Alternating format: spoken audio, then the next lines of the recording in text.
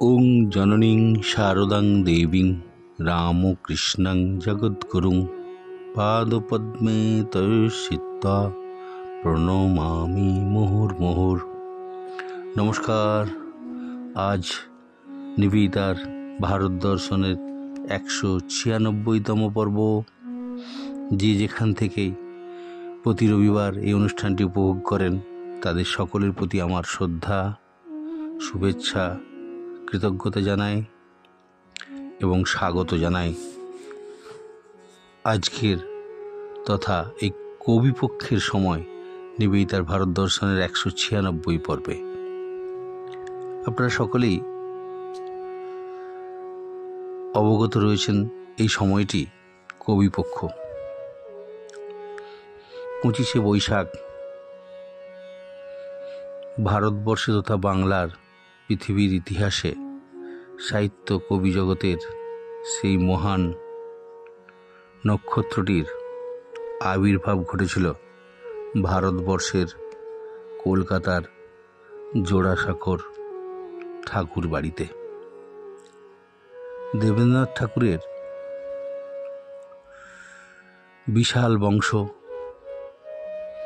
বিশাল জমিদারি,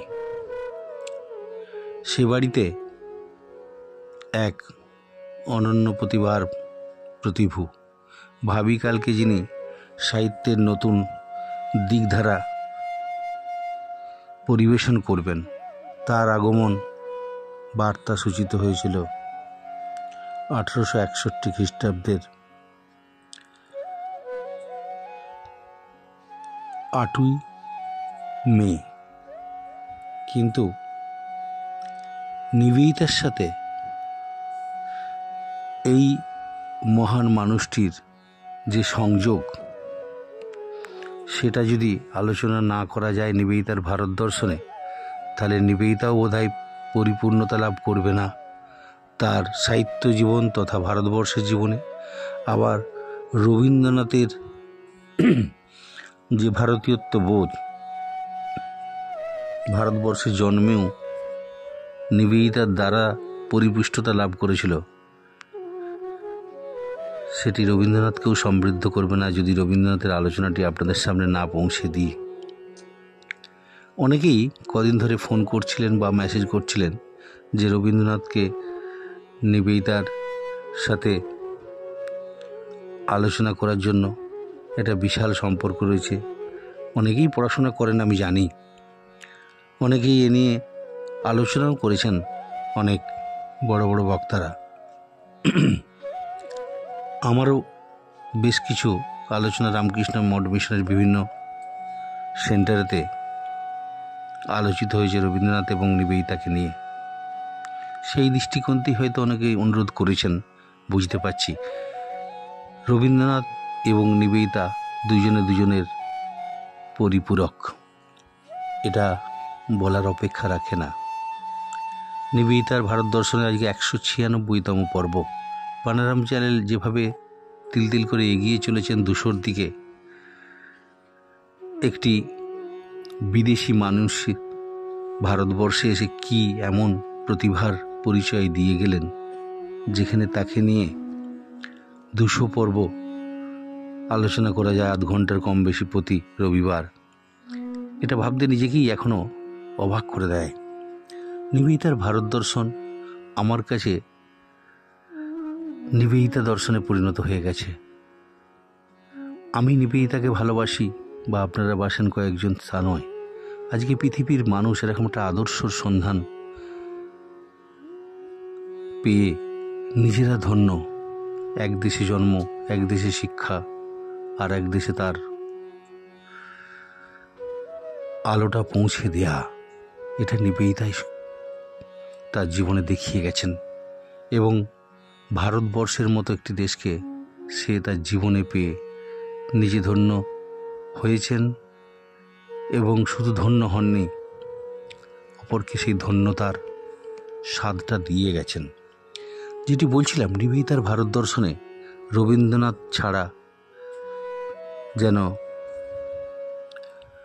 পরিপূর্ণতা লাভ করবে না, এটা অনেকের মনে হয়েছে হয়তো। এমন সাহিত্য জগতের পৃথিবীর মানুষকে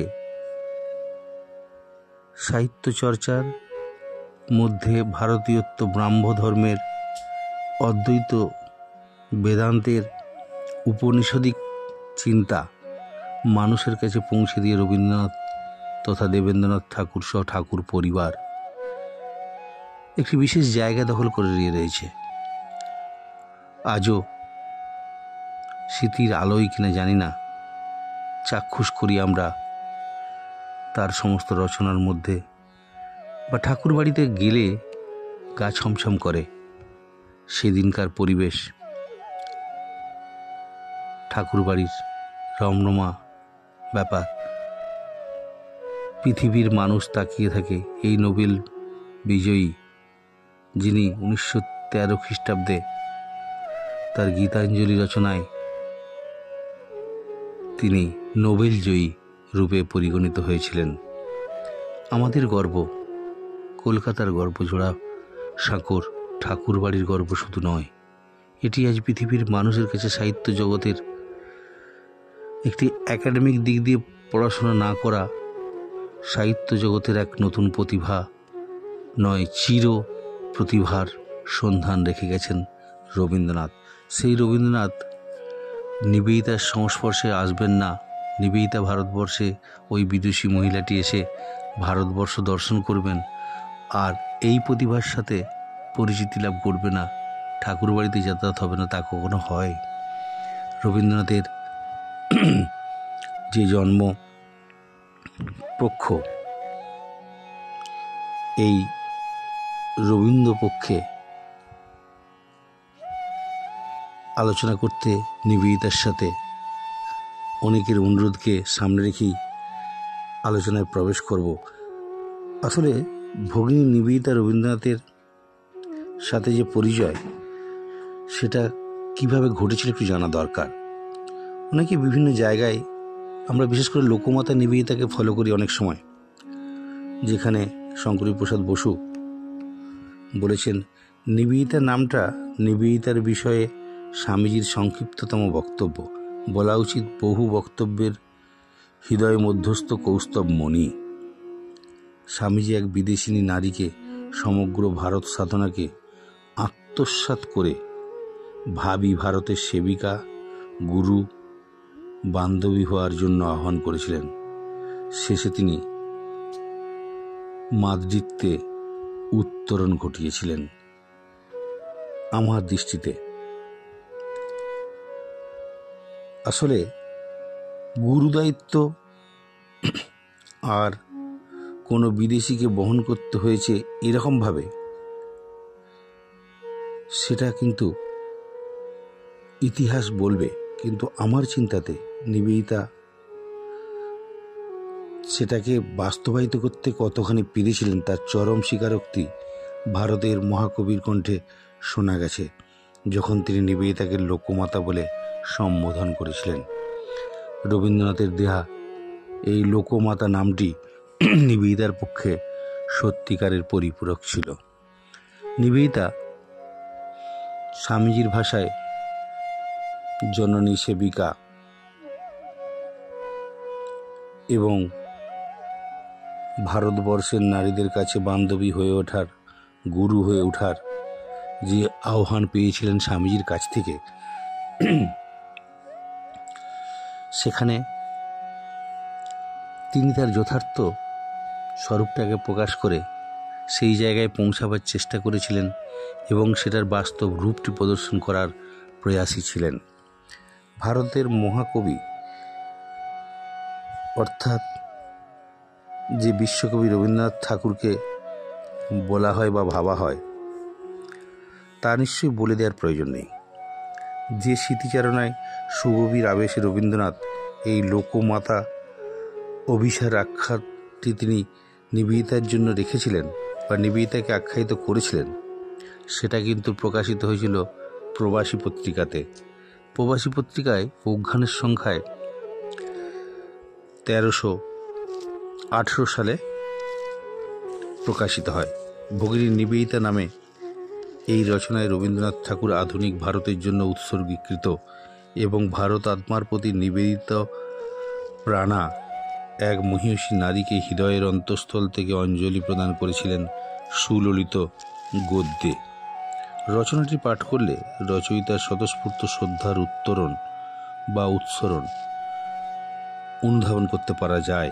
যদিও রবীন্দ্রনাথ লেখার মাঝে একাধিকবার উল্লেখ করেছেন, যেন আত্মসম্বরণ করার মানসে নিজেকেই মনে করিয়ে দিয়েছেন যে নিবেদিতার সঙ্গে তার মতের সম্পূর্ণ মিল ছিল না এবং তাদের দুজনের চলার পথেও সর্বদা ঐক্য প্রতিষ্ঠার উপায় ছিল না। তার কারণ দর্শাতে তিনিই জানিয়েছেন, যেখানে তাকে মেনে চলা অসম্ভব সেখানে তার সঙ্গে মিলিত হয়ে চলা কঠিন ছিল।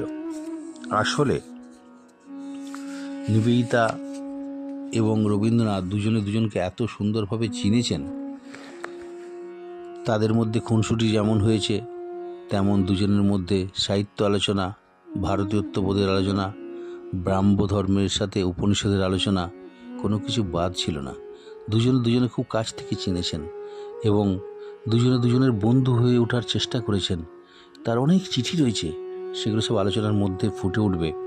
তাই এই আলোচনাটি আমরা রবীন্দ্র পক্ষ হিসাবে না চিহ্নিত করে হয়তো রবীন্দ্র মাস হিসাবে চিহ্নিত করতে পারি, কারণ একটি আলোচনা এটি শেষ হবে না। আপনারাও জানেন সেটি, অনেকেই বলেছেন একবারে ছোট্ট করে সংক্ষিপ্ত আকারে ছেড়ে দেবেন না।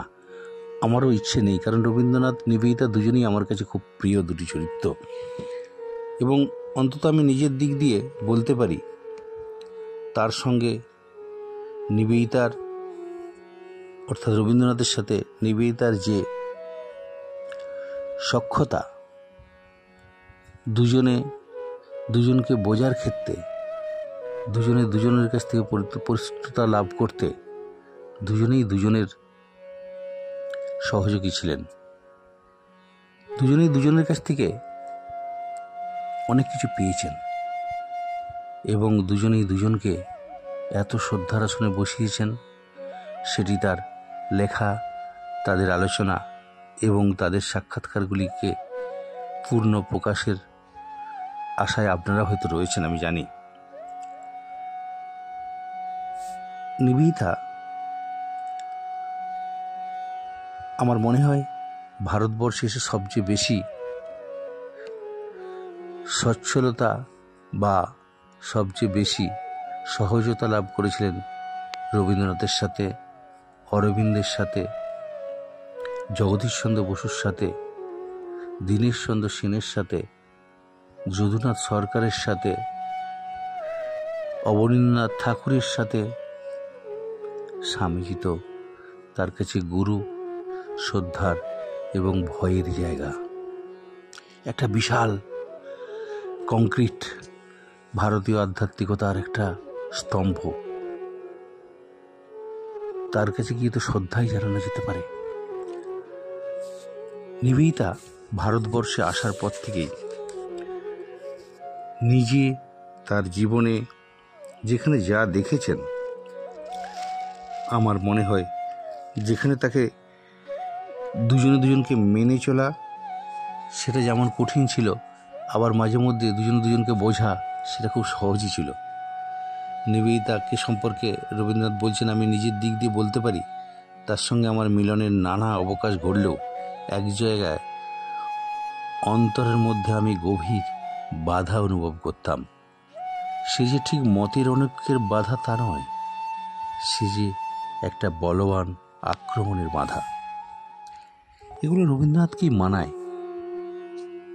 এত আন্তরিক, এত সহজ এবং এত ঐকান্তিক নিবেদিতার মতো মহিলা যদি ভারতবর্ষে না আসতেন, রবীন্দ্রনাথের মতো একটা বিশাল চরিত্র কার সাথে ভারতবর্ষ নিয়ে আলোচনা করার সুযোগ পেতেন, যেখানে নিবেদিতা ভারত পরিচিতি লাভ করেছিলেন জীবন্ত ভারতবর্ষ তার গুরু বিবেকানন্দের কাছ থেকেই। সেটা আরও সহজ হয়ে গেছিল তার কাছে। আসলে যে কথাগুলি আগে রবীন্দ্রনাথের কথা থেকে পড়ছিলাম, সেই সতর্ক বার্তাটা উল্লেখ করার পর কবিগুরু কিন্তু নিজেকে আর সম্বরণ করে রাখতে পারেনি। শত বাধা অতিক্রম করেও নিবেদিতার স্মৃতিতে লেখনী সচল হয়েছে তার বারবার। তার অন্তরের অভিমান বর্জিত সত্য প্রকাশ পেয়েছে নিঃশব্দ শ্রদ্ধায়।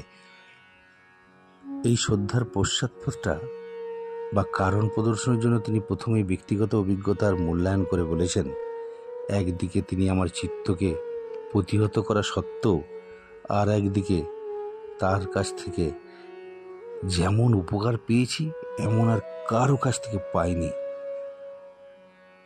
তার সাথে পরিচয়ের পর থেকেই এমন বারংবার ঘটেছে, যখন তার চরিত স্মরণ করে তার প্রতি গভীর ভক্তি অনুভব করি, আমি প্রচুর বল পাই। এটা রবীন্দ্রনাথের নিজের কথা।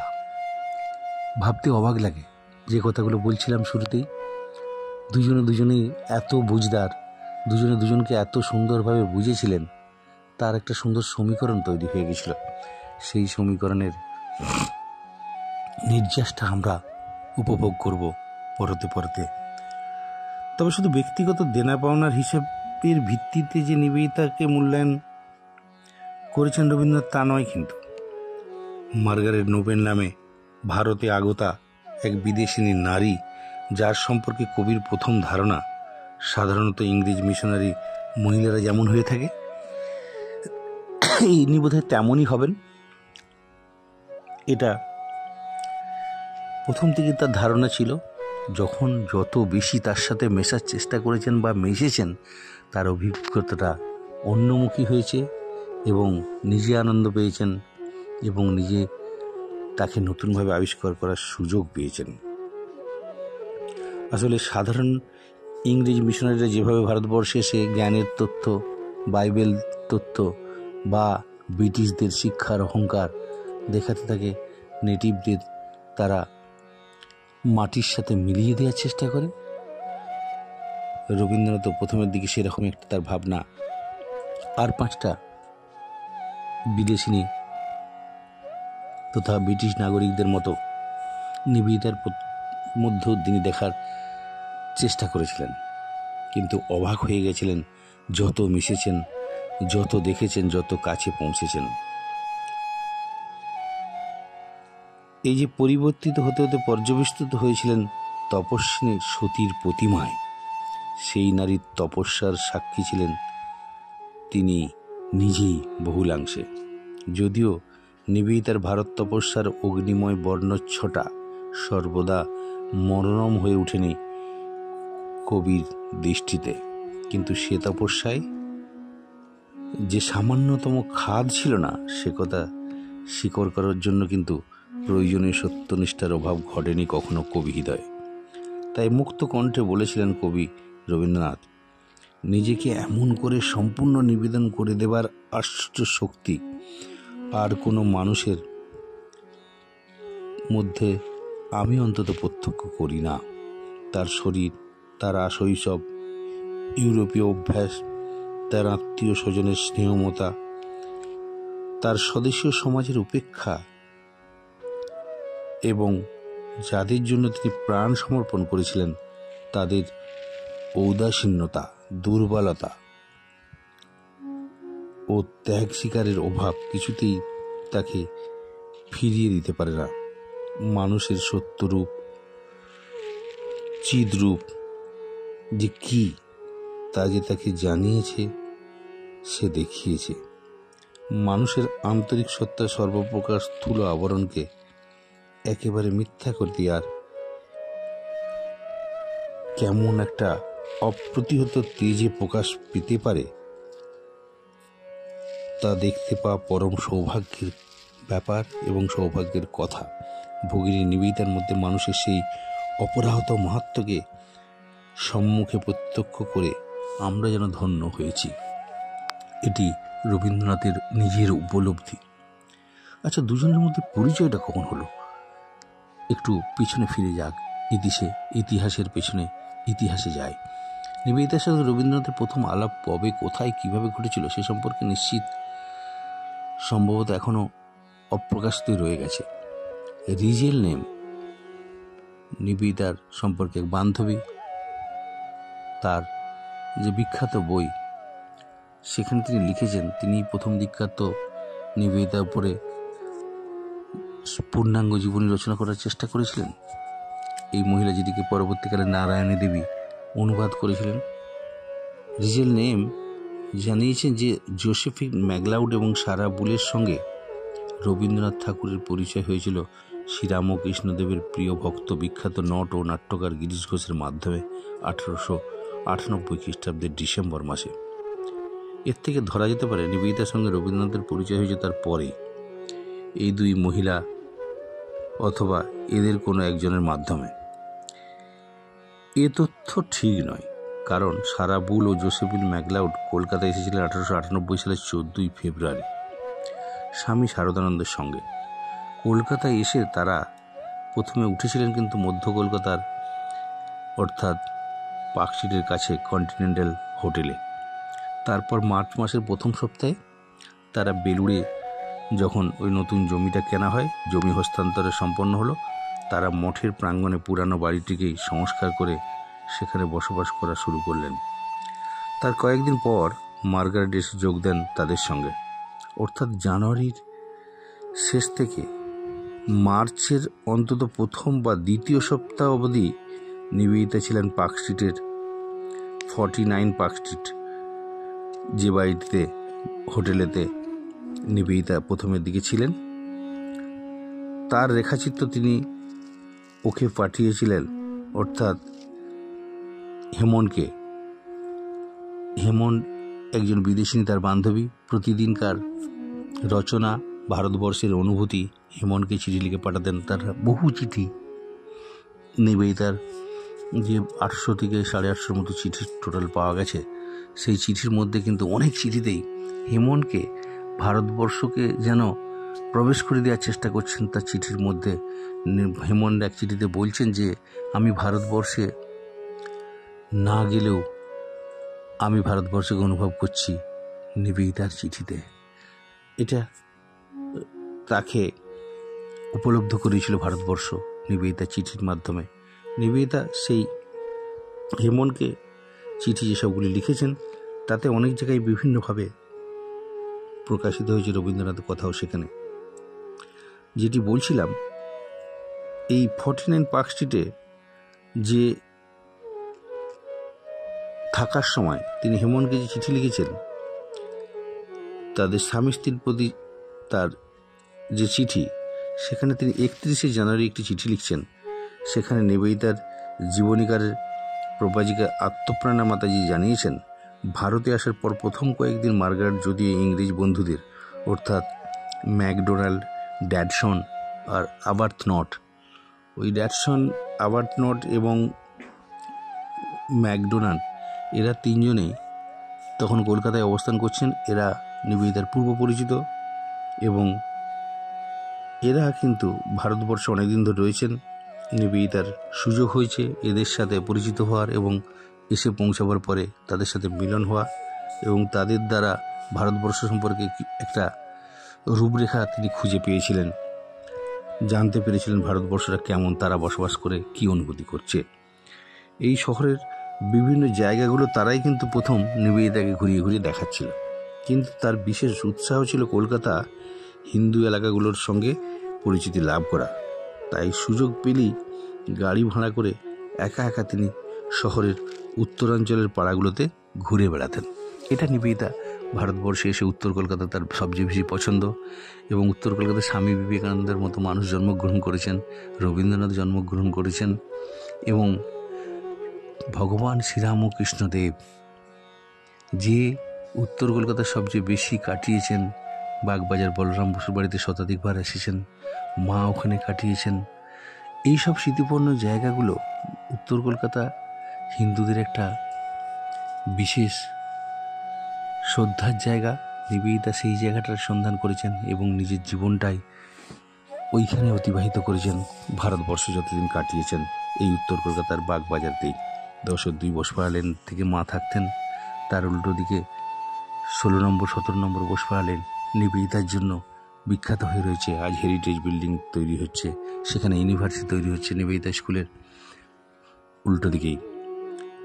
সেসব অন্য প্রসঙ্গ, কিন্তু ফিরে আসি আমাদের মূল প্রসঙ্গে।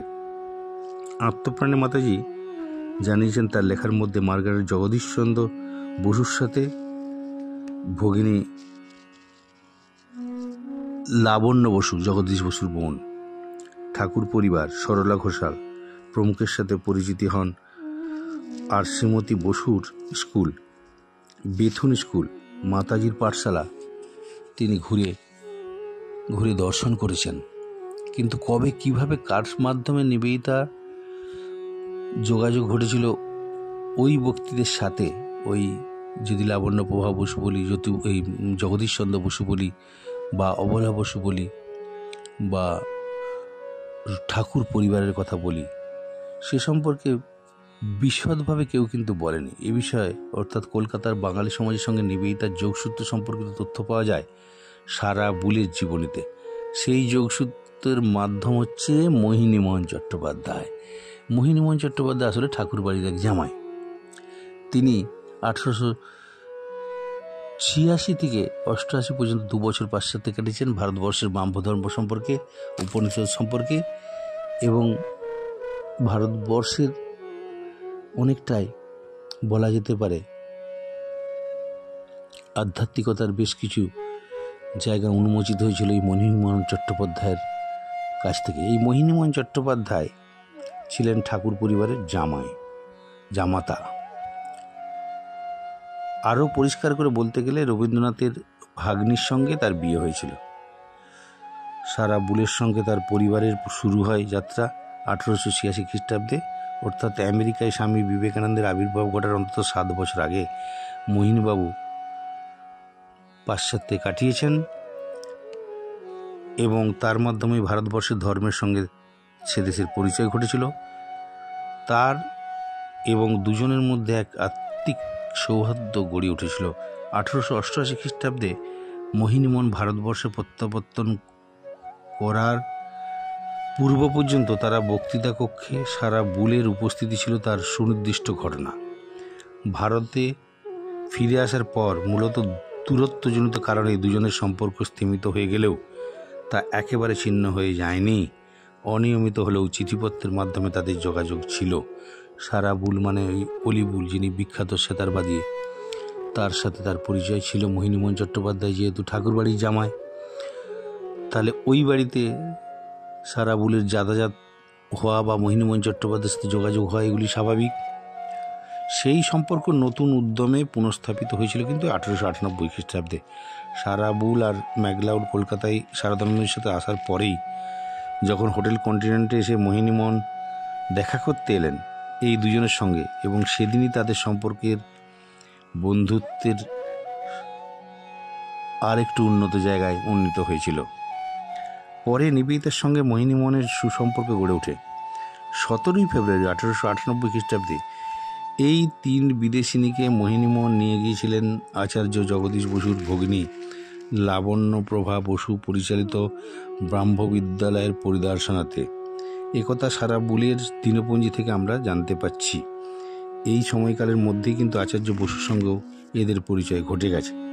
এই সময়ে এবং এই সূত্রে অর্থাৎ মোহিনীমোহন চট্টোপাধ্যায় এবং ওই জগদীশচন্দ্র বসু পরিবার, তাদের মাধ্যমে কিন্তু রবীন্দ্রনাথের সঙ্গে এদের পরিচয় হয়েছিল বলেই মনে হয়, যদিও এরা সরাসরি উল্লেখ কোথাও করেননি বা প্রকাশিত হয়নি কোনো বইয়ের মধ্যেও।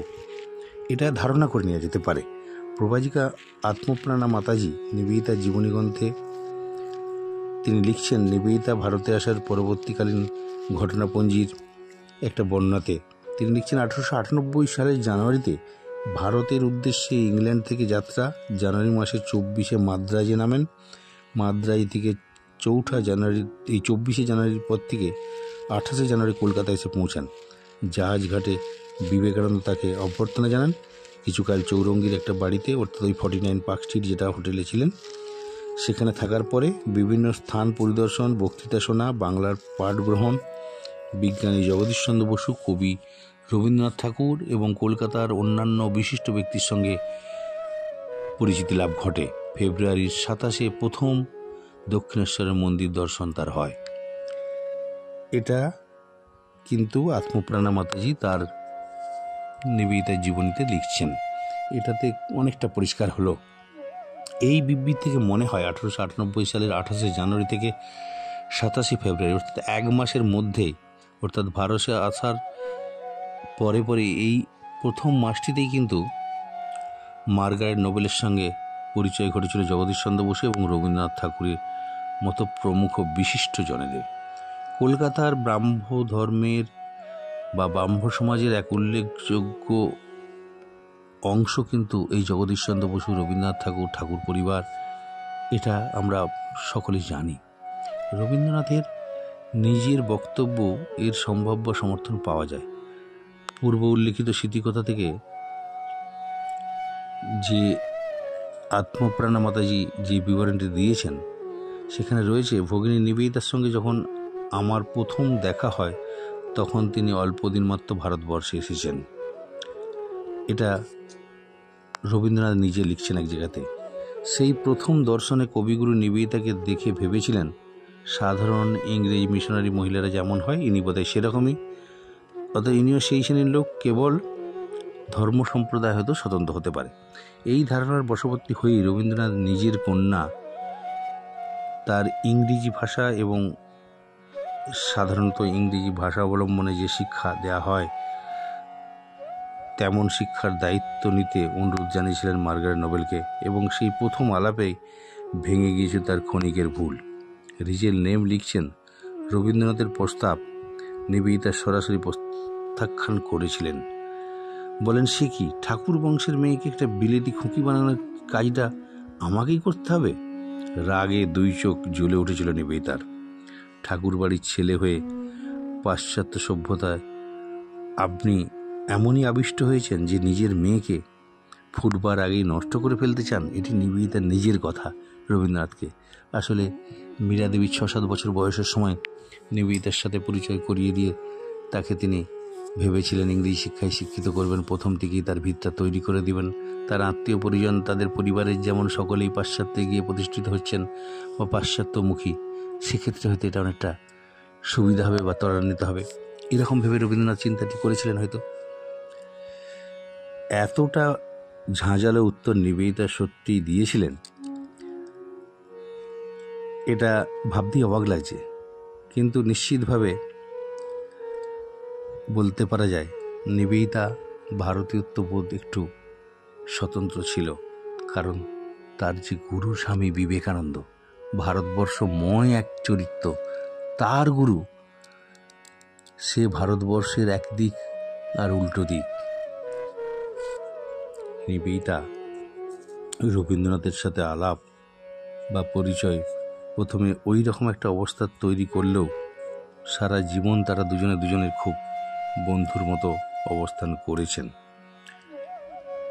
এই নিবেদিতার চরিত্রে আবেগের আধিপত্য, জন্মগত আইরিশ কেল্টিক গুণবর্তী বা গুণাবলীর কথা মাথায় রাখলেও তার ইংরেজি আদব কায়দা এবং বিশেষত প্রথম দর্শনের সৌজন্যতায় সদ্য পরিচিত একজন বিশিষ্ট বাঙালির সঙ্গে আলাপচারিতার তিনি এতটা কঠোরতা প্রদর্শন করবেন বলে আমার সন্দেহ ছিল, যে এতখানি রাগ দেখিয়ে তাকে বলবে যে মেয়েকে বিদেশি মেম বানাবেন এবং আমাকে সেই কাজ করতে হবে। রবীন্দ্রনাথকে তিনি বলার সাহসিকতা যেভাবে দেখিয়েছেন সেটা সত্যিই খুব অবাক করে দেয়।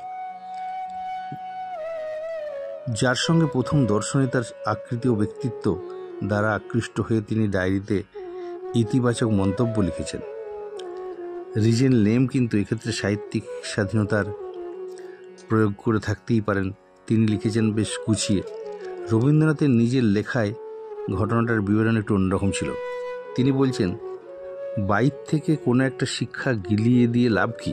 জাতিগত নৈপুণ্য ও ব্যক্তিগত বিশেষ ক্ষমতারূপে মানুষের ভিতরে যে জিনিসটা আছে তাকে জাগিয়ে তোলায় আমি যথার্থ শিক্ষা মনে করি। নিজের মেয়ে সম্পর্কে এই কথা নিবেদিতাকে বলেছে এবং সেটি তিনি লিপিবদ্ধ করেছেন, যে বাইরে থেকে কোনো একটি শিক্ষাকে গিলিয়ে দিয়ে লাভ কি, অর্থাৎ ইংরেজি ভাষা বাঙালিদের মধ্যে জোর করে ইনজেক্ট করে লাভ কি? জাতিগত নৈপুণ্য আর ব্যক্তিগত বিশেষ ক্ষমতারূপে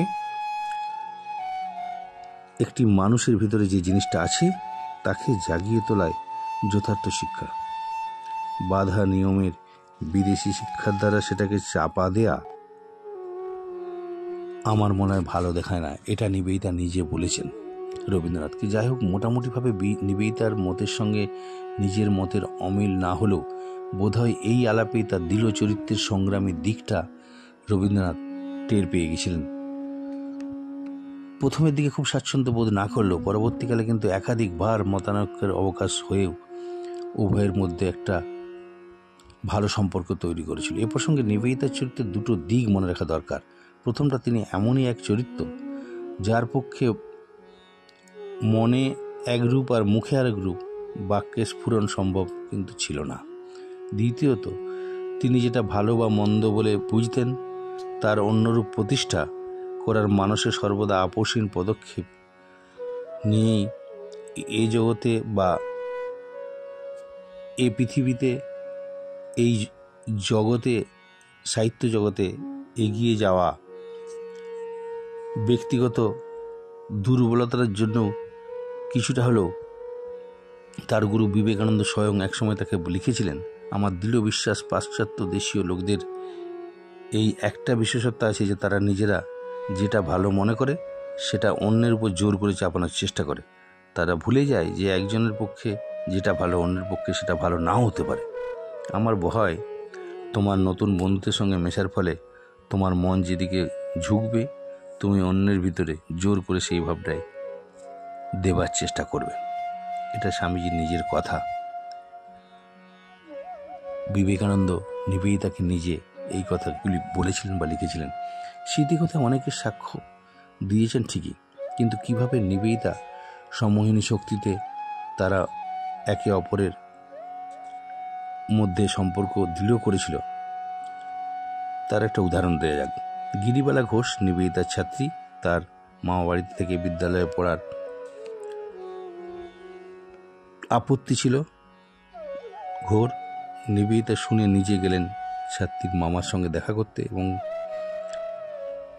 আমায় মেয়েটা ভিক্ষে দিন বলে আঁঠু গেড়ে তাদের দুয়ারে বসে পড়েছিলেন। গিরিবালা লিখছেন, তাহার সেই করুণাময়ী মাতৃমূর্তি দর্শনে আমার মাতুল তৎক্ষণাৎ তাকে উঠাইয়া আমাকে ডাকিয়া তাহার হাতে সমর্পণ করিলেন। দ্বিতীয় উদাহরণ দীনেশচন্দ্র সেনের। তিনি বঙ্গভাষা এবং সাহিত্য বইটি ইংরেজিতে লেখার জন্য নিবেদিতাকে সাহায্য চেয়েছিলেন। নিবেদিতার মনে হয়েছিল এই বইটির কিছু অংশ হিন্দু সমাজের বিরূপ চিত্ত বৃহত্তর পৃথিবীর কাছে পরিবেশন করা হয়ে যাচ্ছে। তিনি লেখককে বলেন সেগুলি বাদ দিতে। দীনেশচন্দ্র লিখছেন, নিবেদিতা নিজে জেদ বজায় রাখতে সময়ে সময়ে এতটা বদ্ধপরিকর হতেন যে তিনি বলে বসতেন, দীনেশবাবু ঠিক বলছি, যদি এই অংশটা পরিবর্তন না করেন তবে আমি এ পুস্তক আর পড়ব না বা দেখব না। আমি প্রমাদ গুনতাম ও তার মনোরঞ্জনের জন্য খানিকটা পরিবর্তন করতাম। কোনো একটা বিষয়ের ভাব বা ভার নিলে সেটা তিনি মনে করতে পারতেন যে এটা পরের, মনে করতেন এটা তার নিজের। তিনি সম্পূর্ণ আপনার ভেবে খাটতেন, পরিশ্রম করতেন এবং সেটাকে প্রকৃত মূল্য দিয়ে তার ঠিক জায়গাতে বসিয়ে দেওয়ার চেষ্টা করতেন। ইংরেজির সংশোধন পুস্তকে অল্পই এরকম হয়েছে, বেশিরভাগ ভাব সংশোধন। রবীন্দ্রনাথ নিজেও তাই বলেছেন। বনফুলের অর্থাৎ ওই বলাই মুখোপাধ্যায়ের সঙ্গে যখন কথোপকথন হতো, কিভাবে নিবেদিতার অনুরোধে তিনি গোরা উপন্যাসটাকে বিষয়াত্মকভাবে ওই বিয়োগান্তক না করে মিলনাত্মক করতে বাধ্য হয়েছিলেন। সুতরাং এই ব্যাপারে মন্তব্য নিষ্প্রয়োজন। রবীন্দ্রনাথ নিবেদিতা মতনৈক্য ও প্রেক্ষাপট একটা ভারী সুন্দর। রবীন্দ্রনাথ ও ভগিনীর যে সম্পর্ক অন্তরে পরস্পরের শ্রদ্ধা খালি নয়, খেয়ালি মুহূর্তগুলোকে নিবেদিতা সমত প্রতিষ্ঠার প্রয়াস কবিকে অনেক সময় সংকুচিত করে ফেলত, সেটা ঠিক। কিন্তু কলমে রবীন্দ্রনাথের যতই জোর থাকুক, ভারত মাতার সৈনিকের ভূমিকা পালনে সদ্য তৎপর এবং সদা তৎপর নিবেদিতার আবেগতাড়িত বচনের বেড়াজাল কাটিয়ে যোগ্য জবাব দেওয়ার মতো ধার মনে হয় তার অভিজাত জীবেতেই ছিল। ফলে ক্রোধ বা বিরক্তি যাই হোক, কবিতা হজম করে যেতেন বলেই মনে হয়। বোধ হয় এরূপ অভিজ্ঞতার জন্যই পরবর্তীকালে রবীন্দ্রনাথের মুখ থেকে এমন বাক্য বেরিয়েছে যে ওর উগ্র স্বভাবের জন্যই আমি ওকে পছন্দ করতাম না। আমার কাজের প্রতি উনি ঘৃণা পোষণ করতেন। এছাড়াও নিজের জীবনীকার এডওয়ার্ড টমসন সাহেব, তিনি কবির কাছ থেকে নিজে জেনেছেন। তিনি বলছেন নিবেদিতা তাকে যথেষ্ট দেশপ্রেম বলে মনে করতেন না এবং ভারতের চরমপন্থী আন্দোলনের পেছনে নিবেদিতার ভূমিকা সম্পর্কে জানিয়েছেন তৎকালীন যুব সমাজের উপর তার যথেষ্ট প্রভাব ছিল। সেই সঙ্গে নিবেদিতার মুখ্যপদ বেহিসাবি ভাষণের প্রতি নিজেকে অনুমোদন করেননি, তিনি সেটা ব্যক্ত করেছেন। আসলে রবীন্দ্রনাথকে এমন ধিক্কার জানিয়েছেন, তুমি কতখানি দেশপ্রেমিক সেটা বুঝাতে পারছো না, তুমি কোনো আন্দোলনের সম্মুখে আসছো না। আর এইরকম কথা যখন নিবেদিতা সগর্বে এবং সদর্ভে রবীন্দ্রনাথকে বলে বসেন, তখন রবীন্দ্রনাথ ছাড়ার পাত্র নয়, খুব ঘুনসুটি হতো। রবীন্দ্রনাথ বলছেন, তুমি তোমার বেহিসাবি লেকচার বক্তব্য যুব সমাজকে অনুপ্রাণিত করে ঠিকই, কিন্তু এই বেহিসাবি বক্তব্য যেগুলো যুব সমাজকে বিপথে পরিচালিত করছে, তারা চরমপন্থী হয়ে নিজেদের প্রাণগুলো অকালে ঝরিয়ে দেবে হয়তো, এটা আমি সমর্থন করতে পারি না। রবীন্দ্রনাথের সাথে তার, যেমন রবীন্দ্রনাথকে তিনি স্বদেশী বলতে বা ডাইরেক্ট এই বিপ্লবে যুক্ত না হওয়ার জন্য ধিক্কার জানিয়েছেন, রবীন্দ্রনাথ আবার বেহিসেবি যুব সমাজকে ভিন্ন পথে মৃত্যুমুখী করে দেওয়ার জন্য ধিক্কার জানিয়েছেন। দুজনে কোন জায়গায় পৌঁছালে এগুলি হতে পারে সেটা আপনারাই বিচার বা বিবেচনা করবেন, সে আশায় থাকব। রবীন্দ্রনাথ এবং নিবেদিতার আলোচনা চলতে থাকবে, সময় বলছে এখন থামতে হবে। রবীন্দ্রনাথ তার এই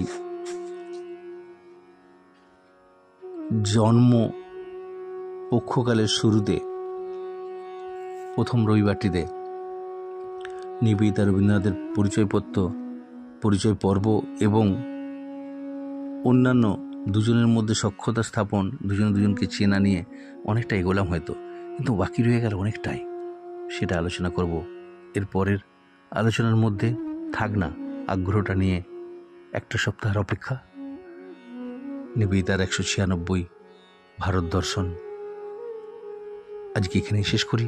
সকলে ভালো থাকবেন, আবার দেখা হবে আগামী রবিবার। ওং অসতমা সদ্গময় তমসোমা জ্যোতির্গময়। ওং শান্তি শান্তি শান্তি হরি ওং তৎসৎ। শ্রীরামকৃষ্ণ অর্পণমস্তু।